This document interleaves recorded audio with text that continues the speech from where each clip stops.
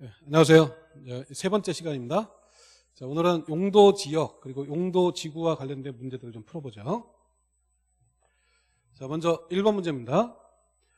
국토개혁법상 아파트를 건축할 수 있는 용도 지역. 용도 지역 안에서 건축 제한 내용들이 있죠. 근데 그 건축 제한 내용이 워낙 복잡하고 기본서에는 한 20페이지가 정도 되는 분량이기 때문에 자세히 알 수는 없고, 다만 이제 공인중개사 업무와 관련해서 중요한 건축물들, 아파트를 지을 수 있는 지역이 어딘가, 단독주택은 어디다 짓는가, 이런 몇 가지를 좀 체크해서 기억을 해야 됩니다. 그중에 이제 아파트가 지문에 좀 자주 나오는 사항이니까 아파트 건축할 수 있는 지역은 딱 세 가지로 정리하시면 되는데, 일단 아파트는 적어도 녹지 지역이라든지 관리 지역이라든지 농림 지역 또는 자연환경 보존 지역, 이 지역들은 다 안 됩니다. 왜냐하면 녹지 지역 안에 건축할 수 있는 건축물은 4층 이하예요. 관리 지역도 4층 이하고. 그러니까 아파트가 안 되겠죠. 아파트가 되려면 5개층 이상이 돼야 되니까. 녹지나 관리 지역에서 안 되기 때문에 농림 지역, 자연환경 보존 지역 다 아파트가 안 되는 겁니다. 그래서 아파트가 허용되는 지역은 딱 세 가지인데, 주거 지역 어딘가에 아파트가 허용되고, 두 번째 상업 지역 어딘가에 아파트가 또 가능한 겁니다. 세 번째가 공업 지역. 그래서 주거, 상업, 공업 이 세 군데 지역에 아파트가 허용되는데, 세 번째 주거 지역 중에서는 일종을 제외한 나머지 주거 지역, 여기서 아파트가 허용된다라고 기억하시면 돼요. 그러니까 일종 전용, 단독주택이니까 아파트가 안 되는 거죠.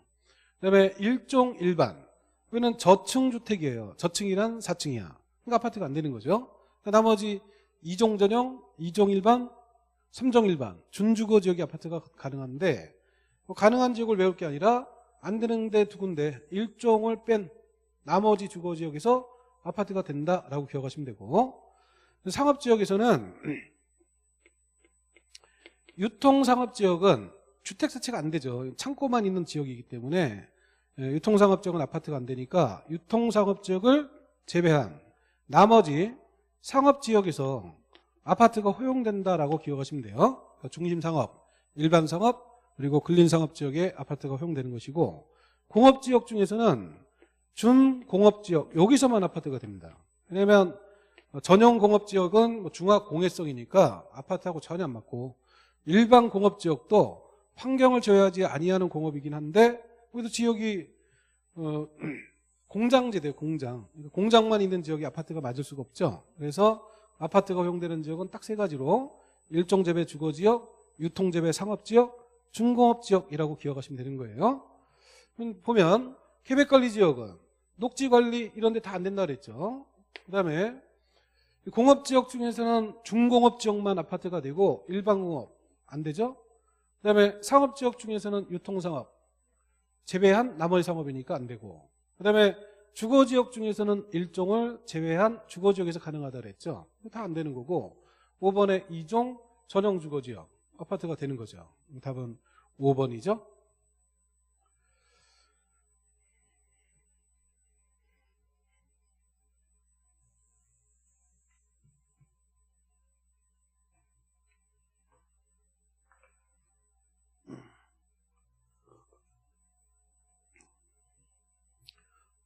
자, 다음 2번 문제 보겠습니다. 용도지역별 용적률의 최대 한도에 관한 내용인데, 가론에 들어갈 숫자를 바르게 나열한 것. 자, 요거 풀기 전에 먼저 용도지역별 용적률 쭉 한번 정리해보죠. 일단 용도지역의 이 체계는 꼭 외우고 계셔야 되죠. 크게 나눠서 도, 관, 농, 자. 관리지역을 나누면 개, 생, 보. 도시지역을 나누면 주, 상, 공, 녹. 주거지역은 전, 일, 준이죠. 전용주거가 다시 1종과 2종, 일반주거는 1종, 2종, 3종 이렇게 나눠지고, 상업지역은 중, 일, 군, 유. 그다음에 공업지역 전, 일, 준, 녹지는 보, 생, 자. 공법에서는 용도적 이건 반드시 외우고 있어야 되는 겁니다. 이게 이제 용도적 틀이 외워져 있으면 건폐율과 용적률에 관한 숫자는 대입만 잘 하시면 되는 거예요. 맨 위에 있는 게 일종 전용 주거지역이죠. 일종 전용 주거지역이란 단독주택 중심의 양호한 주거환경이에요. 일종 전용 주거지역 건폐율이 50. 그러면 단독주택이니까 대지가 있고 여기다 단독주택 짓는데 마당이 있겠죠. 마당. 단독주택의 마당. 여기다 집을 짓는 건데 그냥 반을 나눠가지고 반은 마당으로 쓰고 나머지 반에다 집을 짓는다. 이런 개념이니까 건폐율이 50%가 되는 거고 여기다가 단독주택을 짓는데 단독주택이 시골을 가도 주로 2층 집을 짓죠. 그러니까 2층으로 짓고 보니까 1층 가서 50%가 있는데 2층 가서 50이 또 있기 때문에 용적률은 100이 되는 거죠. 그러니까 일종 전용 주거지역에 건폐율이 50, 용적률이 100이다라는 건 뻔한 겁니다. 그래서 일종 전용 주거지역의 건폐율 용적률 요걸 기준으로 나머지 지역의 건폐율 용적률을 쭉 정리하시면 되는 거예요. 일종 전용이 50인데 건폐율이 이종 전용이 60이 돼버리면 70, 80, 90, 100이 되니까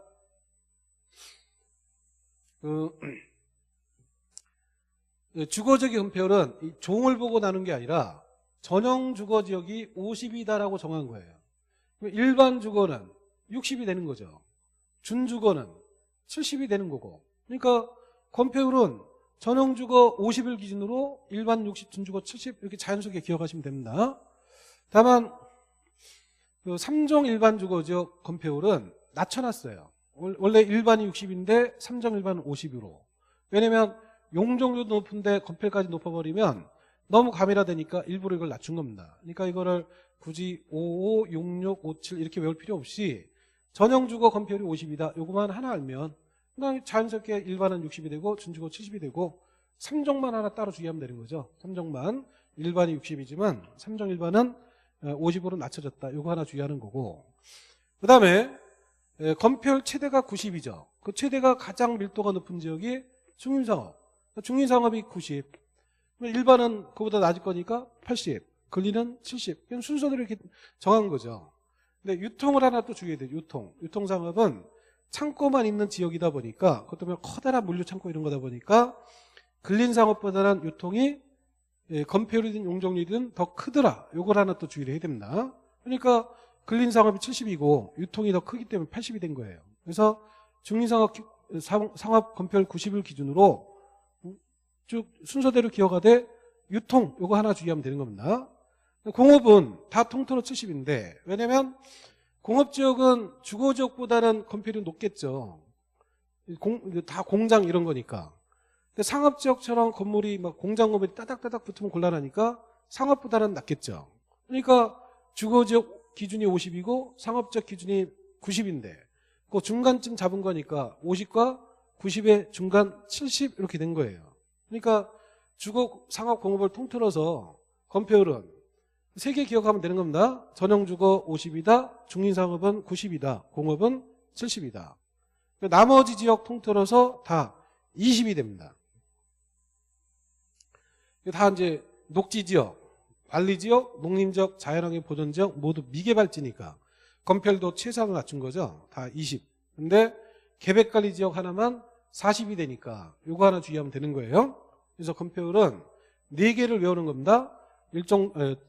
전용주거 건폐율 50, 중림상업은 90, 공업은 70, 녹지 이하는 통틀어 20.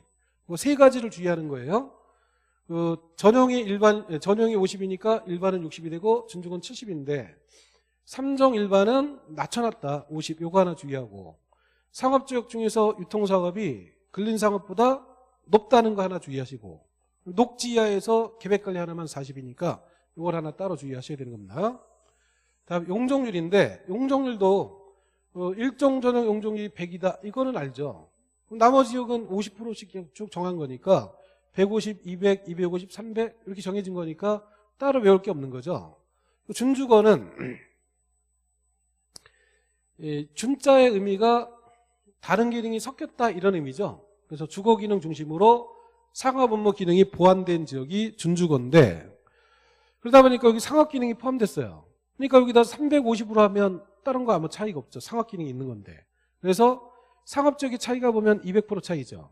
그래서 준주거는 상업적인 그 용적률 차이 그걸 적용한 겁니다. 그래서 3종 일반이 300인데 준주거는 상업 기능이 들어가면서 200이 더해지니까 500이 된 거예요. 그래서 주거지역 용적률은 세 가지를 그냥 외워두시면 돼요.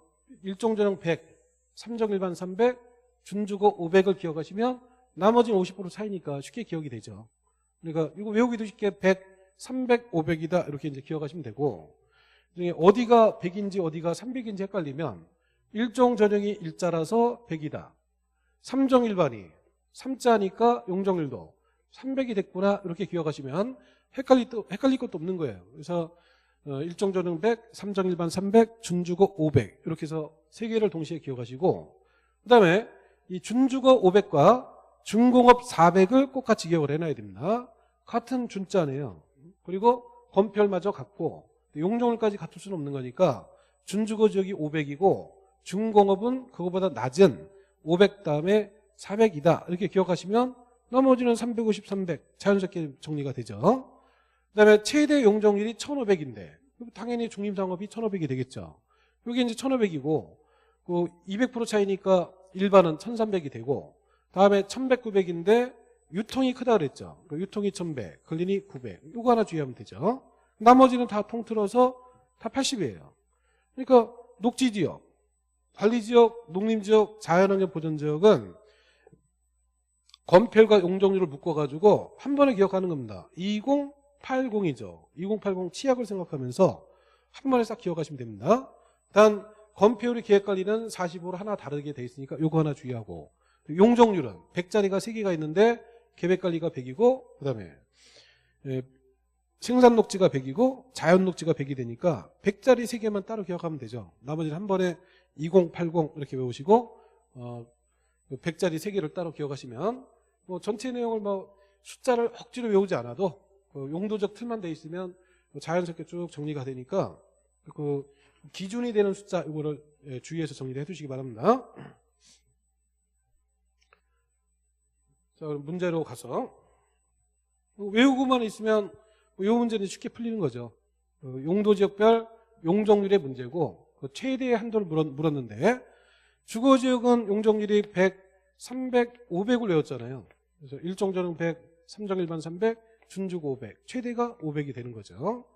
계획관리지역은 2080인데 계획관리 용적률이 높았기 때문에 100이었죠. 건폐율은 40, 용적률 100이고, 농림지역은 이제 나머지 다 미개발지 2080이라고 외웠죠. 그러니까 용적률이 80이 되고, 그래서 답은 500, 180이니까 답은 3번. 이런 건 이제 외워서 푸는 문제고 난이도가 쉬운 문제니까 반드시 외워놔야 됩니다.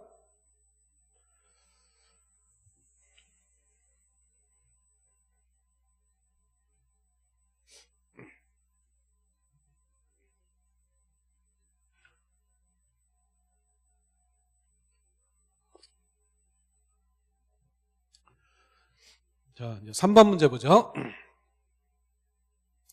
용도지구와 그 세 분이 바르게 연결된 것만 모두 고른 것. 자, 문제 풀기 전에 이것도 좀 정리하고 풀죠. 자, 용도지구 종류가 법에서 9개를 정하고 있죠. 경관지구, 취락지구, 보호지구, 고도지구, 복합용도지구, 특정용도 제한지구, 방제지구, 방화지구, 개발진흥지구까지 9개를 정하고 있는데 가능한 9개가 뭔지를 기억을 해둬야 돼요. 그래서 이런 거 그냥 외우기 어려우니까 두 문자를 따서 외우는 거죠. 그래서 외울 때 경관지구, 취락지구는 치자다라고 바꿔서 기억하세요. 치나 취나 비슷하니까 경치, 보고 시골 가가지고 경치를 봤어요. 경치가 너무 좋은 겁니다. 경치가 좋은 동네 살고 싶죠. 그래서 그 동네 가서 집이라도 사보려고 복덕방을 찾아봤어요. 복덕방이나 복특방이나 비슷하죠. 그래서 경치를 보고 그 동네 살아보려고 복특방을 찾았는데 시골 동네라 복덕방이 하나도 없어요. 빵개죠, 빵개. 그래서 경치 보고 복특방, 빵개 이렇게 해서 9개 용도지구 종류를 일단 외워두시고, 그래서 경관 두 문자만 기억하면 단어가 쉬우니까 경은 경관, 취는 취락, 도는 보호, 고는 고도, 복합용도지구, 특정용도 제한지구, 방제지구, 방화지구, 개발진흥지구. 그래서 9개 용도지구는 그냥 두 문자로 해서 경치보고 복특방 빵개 이렇게 해서 외워두시고, 이게 세 번이 되는데 경관지구는 자연, 시가지, 특화 이렇게 세 번이 되죠. 의미 설명은 생략하고 암기 코드만 한번 정리를 해보죠. 경관지구는 자연 시가지 특화, 그러니까 자시특인데 경관지구가 자시특이니까 경자시특이라고 외워야 되죠. 누군가 특별했다라고 생각하면서 기억하시면 돼요. 특별하다. 특별한 분이 경자씨가 특별한 겁니다. 경자씨가 특별했다. 경자시특 이렇게 외워두시고, 취락지구는 술 먹고 취한 거예요. 술 먹고 취했으니까 빨리빨리 집에 가야죠. 집에 가서 자야 되죠. 그래서 취해서 집에서 잤구나라고 생각하면서 집단과 자연 이렇게 외워두시고, 보호지구는 역사문화 환경 중요시설물 생태계 보호지구 이렇게 나눠지는데, 요거 기억하실 때는 보여주세요 라는 말을 생각하면서 기억하시면 좀 쉽게 기억이 돼요. 보여주세요, 이거를 좀 애교를 부려가면서 콧소리를 섞어서 말을 하다 보면 보역중생 이렇게 되는 겁니다. 그래서 보호지구는 보여주세요, 그리고 콧소리 섞어서 보역중생, 역사문화 중요시설물 생태계 보호지구 이렇게 나눠지고, 고도복합 특정은 다 세분이 안 되고, 방제지구는 시가지와 자연 이렇게 두 가지 나눠지는데, 이거는 방시혁이라는 분 있죠. BTS 만드신 분. 이 방시혁 이분한테 여동생이 한 분 계신데 그 여동생 이름이 방시자입니다. 방시자. 그래서 방제지구는 방시자. 그리고 방화지구는 세분이 안 되고, 개발지구는 주거, 산업유통, 관광휴양, 복합 특정으로 나눠지는데, 이거 기능별로 나눈 거예요. 기능은 이제 세 가지 기능인데, 주거, 사람이 살아야 되죠. 살면서. 산업유통, 일을 하는 거죠. 살면서 일을 하고, 그다음에 관광휴양, 놀기도 하는 거죠. 그래서 개발지능지구는 개발하는데 어떠한 기능을 중심으로 개발하느냐, 그 기능별로 나누는데 세 가지 기능, 살면서 일도 하고 놀기도 했다. 사는 거 주거, 일하는 거는 산업유통, 노는 거는 관광휴양. 그래서 주거 산업유통 관광휴양인데, 이것도 두 문자를 좀 입에 붙여서 좀 기억을 해놔야 돼요. 개발지능지구, 주거 산업유통 관광휴양이니까 일단 계주산관이라고 외워야 됩니다. 계주산관인데 생각 안 날 때 살면서 일도 하고 놀기도 했다라고 생각하면서 기억을 떠올리시면 되고, 그 다음에 나머지는 자동이죠.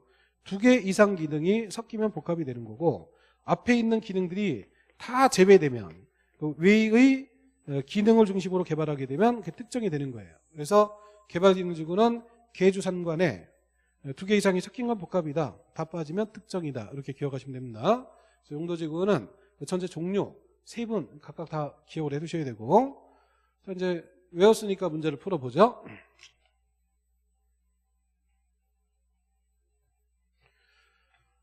용도지구 종류 세 분 연결이 옳은 것만 모두 골라야 되는데, 보호지구는 보여주세요, 콧소리 섞어서 보역중생이라고 외운다 그랬죠. 보역중생 딱 맞죠. 방제지구는 방시혁 여동생 방시자죠. 방시자. 그런데 특정 이런 거 없죠. 틀렸고. 경관지구는 누군가 특별했죠. 경자 씨가 특별했죠. 경자 씨가 특별해야 되는데 뭐 주거 경관 이런 거 없죠. 틀렸고. 취락지구는 술 먹고 취해가지고 집으로 갔죠. 가서 잔 거죠. 농어촌 아무 관계가 없죠. 그러니까 니은, 디귿, 리을 다 틀렸고 기억 하나 맞았기 때문에 답은 1번이 되는 거죠.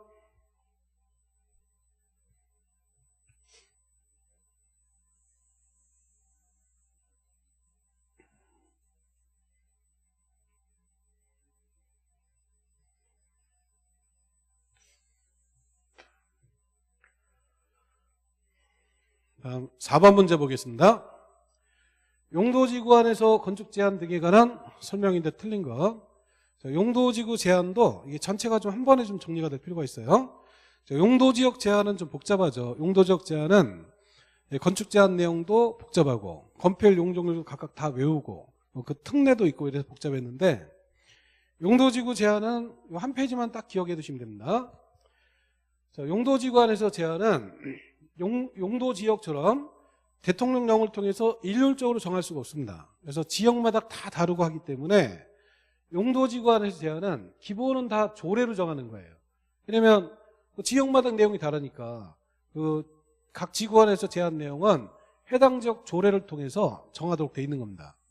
근데 조례가 아닌 것들이 있으니까 조례가 아닌 것 몇 가지를 주의하셔야 되는데, 첫 번째 고도지구 안에서 제한은 고도지구, 이는 도시군 관리계획으로 정하는 높이를 초과할 수가 없는 겁니다. 그래서 고도지구 제한 나오면 요 단어를 찾아야 된다. 도시군 관리계획. 뭐 여기에 조례나 뭐 이런 게 들어가 있으면 틀리게 되는 겁니다. 그래서 고도지구 제한은 도시군 관리계획이다. 두 문자로 고관이다 이렇게 하나 외워두세요. 고관. 고도지구 제한 관. 도시군 관리계획으로 정한다. 두 번째, 방화지구 안에서 제한은 조례로 정하는 게 아니라 건축법을 통해서 정해져 있어요. 그러니까 조례로 정한다 이러면 틀리게 되는 거죠. 그래서 방화지구 제한은 건축법인데 이거를 건축법으로 제한령이 정해진 게 방화지구다. 건빵 이렇게 또 하나 외워두세요. 건빵. 방제가 건빵 이러면 안 돼요. 방화지구가 건빵인데 건빵을 만들 때 불에다 꾸겠죠. 불. 그래서 방화지구와 관련된 게 건빵이 되는 겁니다. 그 다음에 핵인 제한 내용을 대통령령으로 따로 정하는 게 세 가지가 있어요. 취락지구와 그 다음에 복합용도지구 그리고 개발진흥지구는 다 공통적으로 그 제한 내용을 조례로 정하는 게 아니라 대통령령으로 따로 정하도록 되어 있습니다. 그래서 대통령령으로 따로 정하는 세 가지를 묶었더니 개복취가 되죠. 개발진흥지구, 복합용도지구, 취락지구, 개복취, 물고기 있죠? 개복취. 그걸 생각하면서 대통령령으로 따로 정하는 게 세 가지 개복취라고 기억하시고, 근데 그 대통령령의 내용이 취락지구 중에 자연취락지구는 대통령령으로 직접 정했는데 대통령령으로 정한 내용 중에 층수가 4층 이하로 제한되죠. 4층 이하의 일정한 건축물들이 허용이 됩니다. 허용되는 건축물이 또 한 페이지가 있어서 못 외워요. 그러니까 이 틀만 기억하는 겁니다. 자연취락주간의 제한 내용은 대통령령으로 직접 정했다. 층수는 4층 이하다. 이 정도 기억하는 거고, 집단취락주간에서 제한은 이 집이 계집이에요. 계집. 그래서 집단취락주의 집은 계집이다. 따라서 집단취락주간에서 제한 내용은 개특법으로 정하도록 되어 있는 거고, 복합용도지구 안에서 제한은 대통령령으로 정한 내용이 바로 이겁니다. 용도지역 안에서 허용되는 건축물 외에 조례가 정하는 건축물을 추가로 건축할 수 있게 돼요. 왜냐하면 복합용도지구라는 거는 특정 시설의 입지를 완화할 목적으로 지정하는 건데, 완화가 되려면 용도지역상 허용되는 건물은 기본적으로 가능하면서 추가로 뭐가 더 허용돼야 완화된 거죠. 그러니까 용도지역상 허용되는 건축물 외에 추가로 뭔가가 가능한데 그거를 조례로 정하는 바에 따라 이제 허용을 하는 겁니다. 그래서 조례 위반이 여기 나와야 되는 겁니다. 그 다음에 개발진흥지구 안에서 제한 내용은 대통령령으로 따로 정하는데 그 내용이 계획이 수립되어 있으면 그 계획에 위반해서 건축할 수 없다라고 제한되는 거고, 계획이 수립이 안 돼 있으면 이때는 뭐 계획 자체가 없으니까 그냥 용도지역 제한을 그대로 따라가요. 그래서 이 세부 내용이 조금 복잡하긴 하지만 용도지구안의 제한은 일단 크게 기억을 해야 됩니다. 용도지구안의 제한은 첫 번째 고관, 두 번째가 건빵, 세 번째가 개복치, 그 다음에 이걸 제외한 나머지는 모두 조례다. 그래서 고관도 건빵도 개복치도 아닌 거는 모두 조례. 따라서 경관지구안에서 제한은 고관, 건빵, 개복치가 아닌 거죠.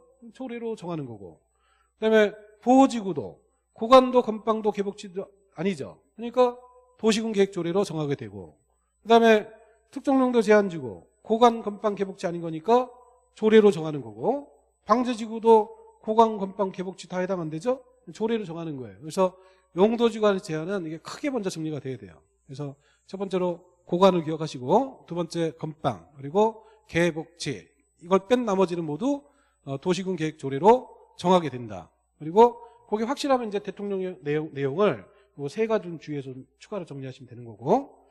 자, 문제를 풀어보죠.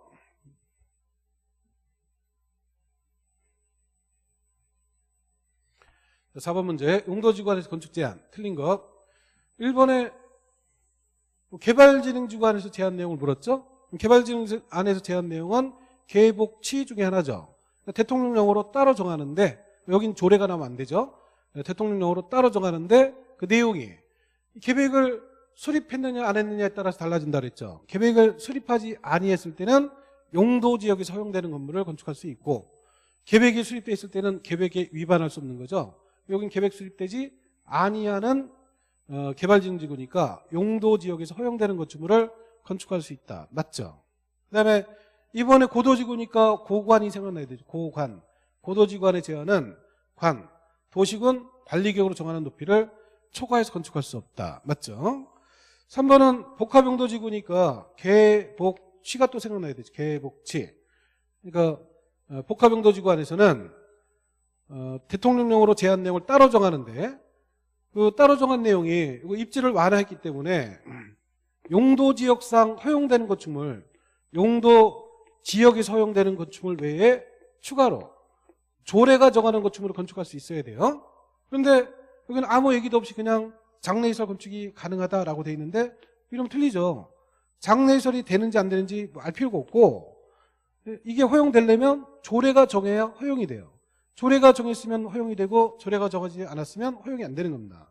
물론 이 장래시설은 조례로 정할 수도 없어요. 근데 이제 그 시설 종류를 외우라고 된 건데 그 종류 어차피 못 외우니까 그걸 생각하지 말고 맞는 내용이 되려면 용도지역에서 허용되는 건물 외에 조례가 정하는 바에 따라 어떤 게 가능하다 이렇게 나와야 되는데 그런 거 없이 그냥 장래시설 건축이 가능하다 이렇게 나왔기 때문에 이건 틀렸구나라고 판단해야 되는 겁니다.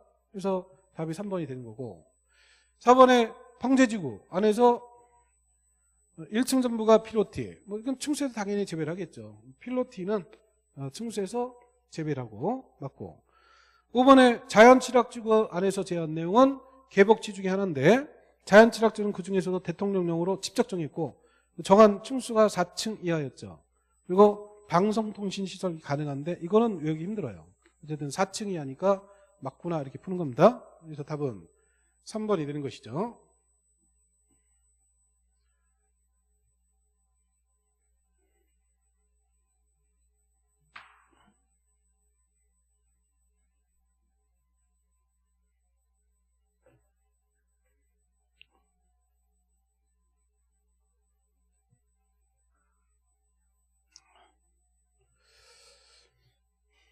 자, 이제 5번 문제 보겠습니다. 용도지역, 용도지구, 용도구역 설명인데 옳은 것.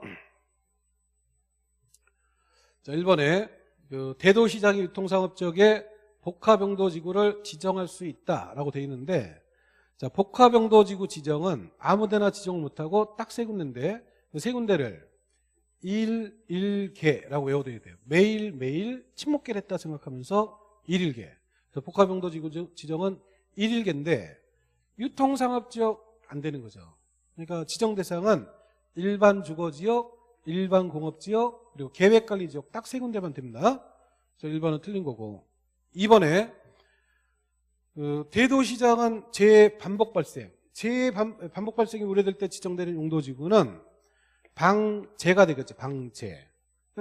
내용은 방제인데 지정된 건 특정용도 제한지구예요. 틀렸죠. 특정용도 제한지구는 주거환경 또는 교육환경 또는 청소년 보호 이런 걸 보호하기 위해서 유해시설 못 들어오게 제한한다라는 게 특정용도 제한지구. 이름이 제한하네요. 특정한 용도의 시설이 못 들어오게 제한하겠다. 그러니까 이름하고 이 내용이 전혀 안 맞죠. 그러니까 당연히 이건 뭐 눈치로 봐도 틀린 거죠. 3번에 용도지역 안에서 건축물의 용도, 종류, 규모 등에 제한에 관한 사항은 도시군 계획시설에 대해서도 적용된다 틀렸는데 자 이것도 이 문장 틀로 하나 좀 기억을 해둘게. 일정한 사항에 대해서 어떤 법에 의한 어떤 규정을 적용 이렇게 나오면요 뒤에가 아니한다 이렇게 나와야 돼요. 아니한다. 이제 적용 배제 규정들이에요. 이 규정 자체가 없으면 기본적으로 법이 다 공통적으로 다 적용되겠죠. 근데 특정한 상황에서는 해당 규정의 적용을 배제하겠다라고 해서 이런 규정도 자꾸 둬요. 근데 이와 같이 어떤 사항에 대해서 어떤 규정을 적용한다라고 한 거는 이 문장을 굳이 바꾼 겁니다. 그러니까 이거는 문장 구조만 봐도 틀렸구나라고 판단을 해야 되는데 뭐 따로 이거 하나 기억을 해놔야 되죠. 용도지역 그리고 용도지구안에서 도시군객설에 대해서는 지역지구안에서 제한 내용을 적용을 안 합니다. 그래서 도시군객설로 뭐 도서관을 짓거나 또는 뭐 연구원 같은 걸 짓거나 이런 게 용도지역 제한 안 받고 산속에 막 아무데나 막 들어가죠. 그럴 수 있는 이유가 도시군객설이기 때문에 그 건축물의 용도나 종류, 규모 등의 제한을 적용 안 해서 그런 겁니다. 그래서 3번 이거는 틀린 거고 4번은 매립지가 이렇게 나오면 찾을 단어가 무조건 같으면 이 단어를 찾아야 돼요. 같으면. 그리고 끝에 가서 본다라고 나와야 됩니다. 같으면이 나왔는데 끝에가 본다가 아닌 거면 틀린 거로 같으면이 없는데 끝에 가서 본다 나오면 틀린 거 이렇게 보시면 돼요. 그래서 매립지가 나왔고 뒤에 내용을 쭉 보다 보니까 내용과 다르다. 같으면 이 말이 안 나왔죠. 같으면도 없는데 끝에 가서 본다 이렇게 나왔기 때문에 그냥 틀린 겁니다. 그래서 매립지는 매립 목적과 이웃한 용도가 같을 때 이때만 따로 이반 결정할 필요 없이 이웃한 용도 지역으로 지정된 것을 보는 거니까 그걸 이해하려고 그러면 많이 복잡해지니까 그냥 이 키워드 같으면 찾고 끝에가 본다 이렇게 돼 있는지만 확인해서 풀면 됩니다.